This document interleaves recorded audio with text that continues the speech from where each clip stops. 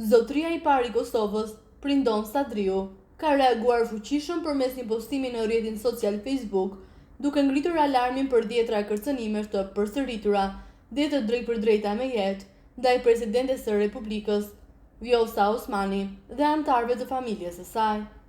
Ai thotë se kërcënimet nuk janë të rastësishme dhe të izoluara, por të vazhdueshme, të qarta dhe specifike, të bëra nga profile anonime, por edhe nga individ publik, me emër dhe mbiemër.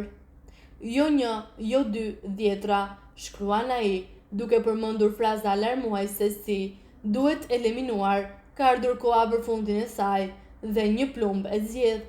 Sadroi i cilëson këto si thirrje të hapura për dhunë, por që nuk targetojnë vetëm individin, por dhe vetë institucionin e presidentes së Republikës. Ai thekson se përveç se kërcënimeve, janë shfaqur edhe shpifje të fabrikuara, të cilat kanë për qëllim të nxisin urrëtie dhe të krijojnë një klimë ku dhuna perceptohet si e justifikuar. Në reagimin e tij ai kritikon ashpër mungesën e reagimit institucional ndaj këtyreve kërcënimeve. Asnjë nga kërcënuesit nuk është përballur me drejtësinë, asnjë veprim, asnjë përgjegjësi. Ai e cilësoi hersjen e institucioneve si bashkëfaqësi, duke paralajmëruar se kjo situatë paraqet rrezik serioz jo vetëm për sigurinë e presidentes dhe familjes së saj, por edhe vetë stabilitetin institucional.